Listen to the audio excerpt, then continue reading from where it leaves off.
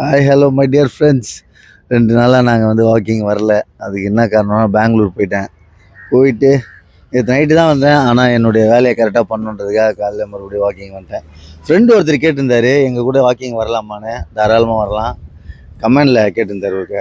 அதனால் நீங்களும் எங்கள் கூட வந்து கலந்து ஜாலியாக என்ஜாய் பண்ணலாம். எங்கள் கூட வந்தால் என்ஜாய் தான்.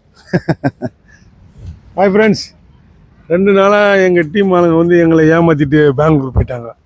அவங்க போய் ஜாலியாக இருந்து போய் சுற்றிட்டு வந்துட்டாங்க. அப்போ கூட நாங்கள் கண்டினியூஸாக வந்துட்டு தான் இருந்தோம். நாங்கள் 2 பேர் வந்திருந்தோம். இன்றைக்கி அவர் ஊருக்கு போனாலும் பரவாயில்ல, இன்றைக்கி வாக்கிங் வந்துட்டார். பாருங்கள், அப்போ வாக்கிங்கோட முக்கியத்துவத்தை நீங்கள் தெரிஞ்சுக்க சொல்ல தேவையில்ல, இதில் நீங்கள் தெரிஞ்சுக்கலாம். ஊருக்கு போய் டயர்டாக நைட்டு வந்து கூட இன்றைக்கி வந்திருக்காருன்னா அப்போ எவ்வளோ எனர்ஜியாக இருக்கும் பாரு வாக்கிங் போனால். அவன் மட்டும் தயவு செய்து அவனுக்கு கொஞ்சம் கமெண்ட் செக்ஷனில் கழுவி ஊற்றுங்க. வரவே மாட்டான். சாப்பிட்றா தூக்குறா.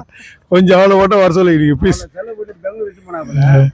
8 மணி 10 காலையில் 8 மணி தூங்குறான். நான் சாப்பிட்டேன், டிஃபன் சாப்பிட்டு 1 மணி ஏந்திதான் சாப்பிட்றான், திருப்பி தூங்குறான். நைட்டு அதே மாதிரி சாப்பிட்றான், தூங்குறான். ஏன்னா அவ்வளோ உடம்பு அவனுக்கு வந்து அவ்வளோ டயர்டாக இருக்குது. நீங்கள் வாக்கிங்லாம் போனீங்கன்னா அந்த மாதிரி இருக்காது. வாக்கிங் தயவு செய்து வாக்கிங் போங்க. நான் வந்து உங்கள் பிரதராக சொல்கிறேன்.